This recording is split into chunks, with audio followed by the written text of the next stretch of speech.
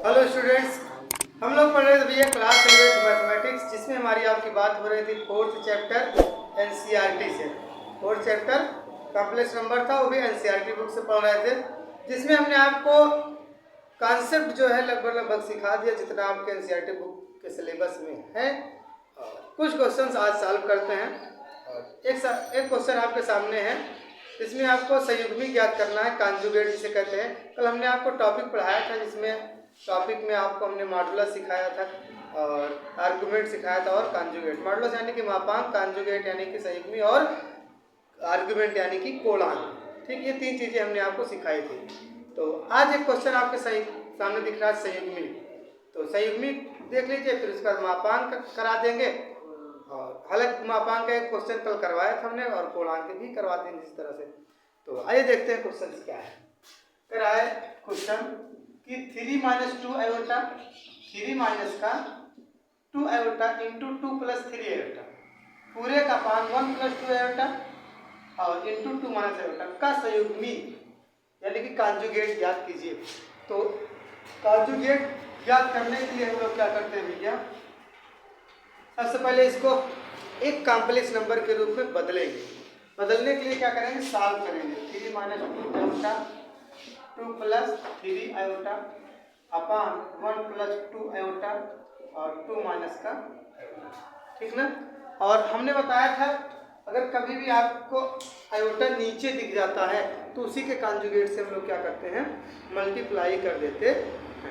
उसी कॉन्जुगेट से मल्टीप्लाई करते हैं। या तो आप एक तरीका और भी है, इसमें तो आप गुणा करके ही सॉल्व कर सकते हैं। देखिए 3 दूना 6 प्लस का 3 त्रिका 9 आयोटा माइनस का 2 दूना 4 आयोटा और माइनस प्लस माइनस 2 तिहाई 6 आयोटा आयोटा स्क्वायर पूरे का बटा, ठीक। तो इसका 2 माइनस का आयोटा 2 दूना 4 iota plus minus minus 2 iota square, ठीक ना। हम लोग जानते हैं चूंकि आयोटा स्क्वायर बराबर माइनस का 1 होता है।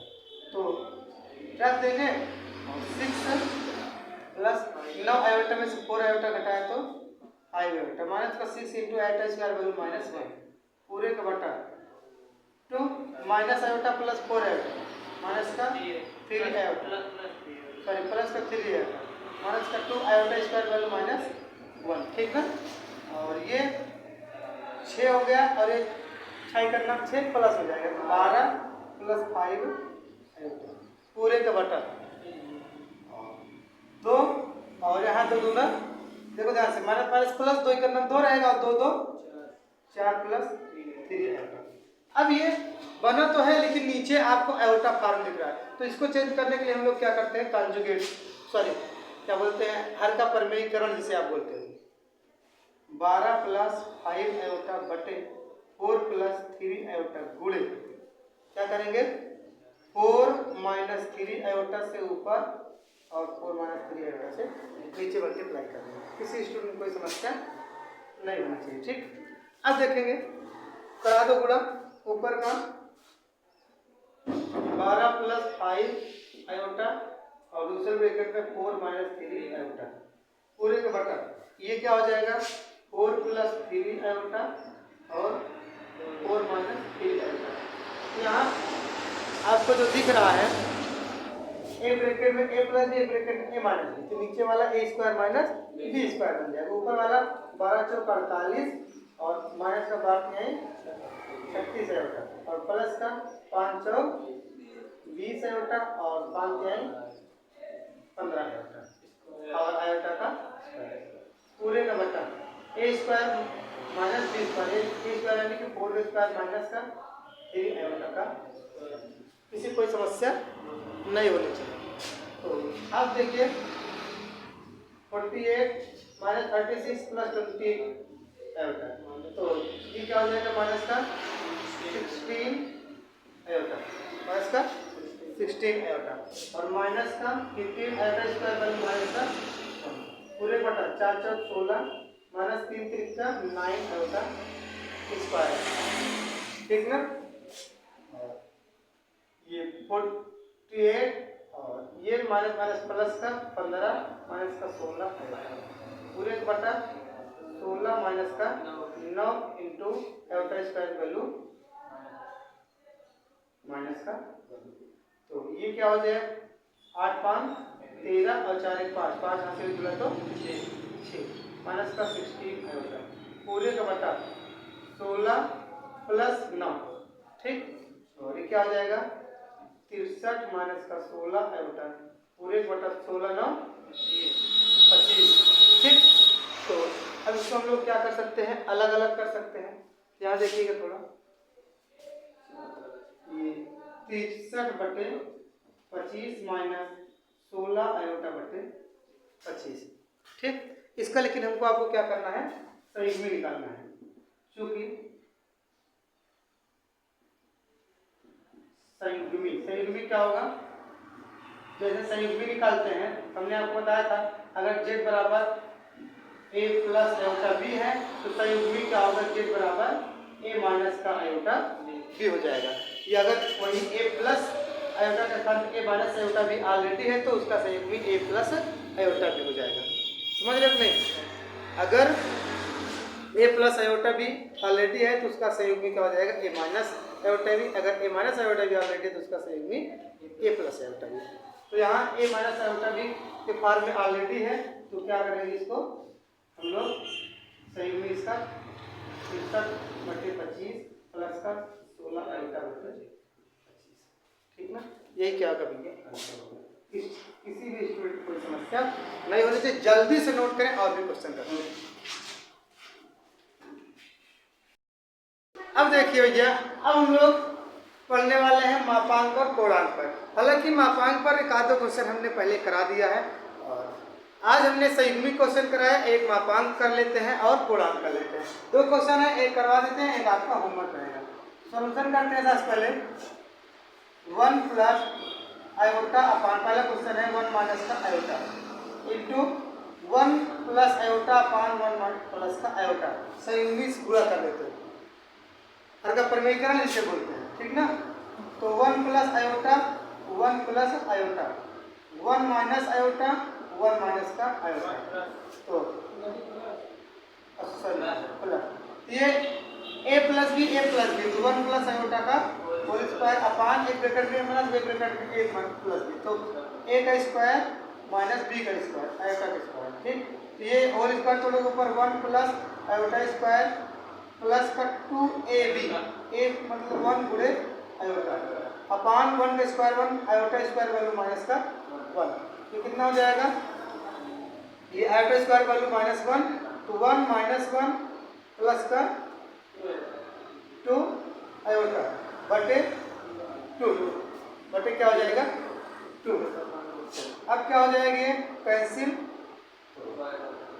0 प्लस 2 आयोटा बटे 2, ये भाग हो गया 0 प्लस 2 अपान 2 आयोटा कट जाएगा, कितना होगा 0 प्लस का आयोटा। ये हमको क्या मिल गया, z बराबर, ये कॉम्प्लेक्स नंबर है, मान लेंगे z बराबर, ठीक है, z बराबर 0 प्लस आयोटा मिलेगा।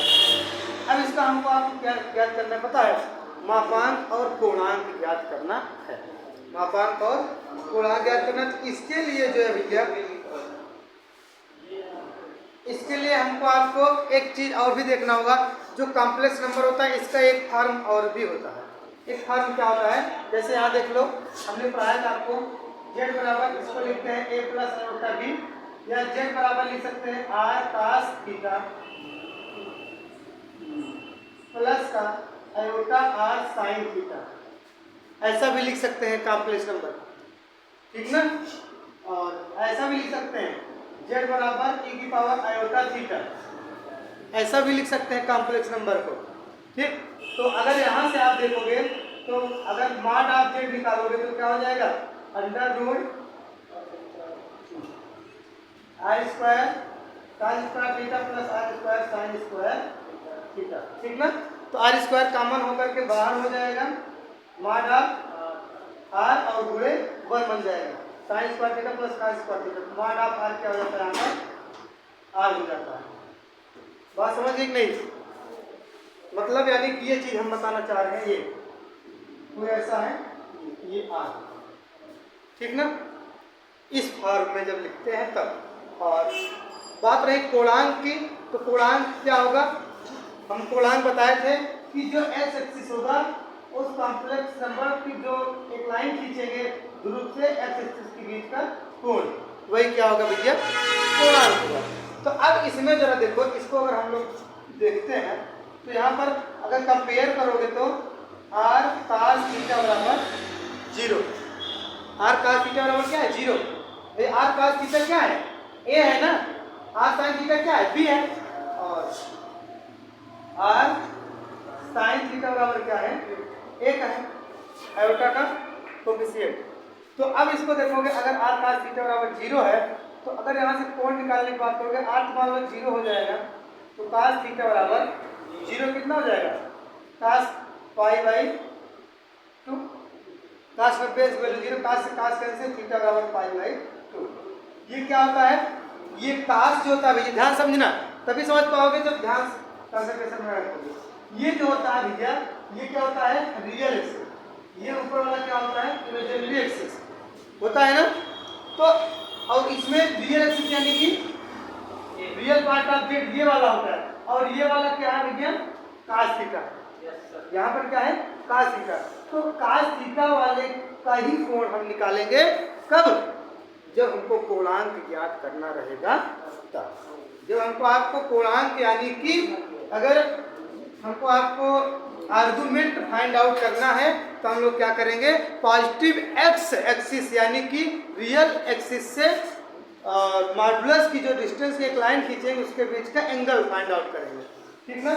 ये हो गया कोणांक, आर्गुमेंट जिसे बोलते हैं। अगर मापांक निकालना है तो मापांक क्या हो जाता है, इस टर्म में अगर आप निकालोगे ध्यान देखो तो मॉड ऑफ जेड बराबर अंडर रूट, इसका कोफिशिएंट 0 है, 0 का स्क्वायर, इसका कोफिशिएंट क्या है 1 है, तो मॉड ऑफ जेड क्या हो जाएगा रूट में 1, ठीक, और रूट में 1 यानी कि मॉड ऑफ जेड बराबर, मॉड ऑफ जेड बराबर क्या हो जाएगी भैया 1। किसी को दिक्कत बताओ कहाँ पे, ये आर साइन थीटा बराबर ए कैसे लिखा गया है भैया, देखो हमने बताया ना ये रियल एक्सिस है तो cos थीटा है, ये इमेजिनरी एक्सिस है तो आर साइन थीटा है, तो ये इमेजिनरी एक्सिस है, ये क्या है r sine theta imaginary axis b बराबर, जो कि यहाँ पर आपके क्वेश्चन में क्या है कुछ नहीं गुणन तो 1 है ना, जो क्या होगा आर साइन थीटा बराबर 1। तो इस तरीके से हम लोग करेंगे, अगला क्वेश्चन आप स्वयं करेंगे, किसी कोई दिक्कत हो आप बेहिचक बोल सकते हो, ठीक। बस इतना आज के लिए काफ़ी है, और लगभग चैप्टर भी समाप्त है।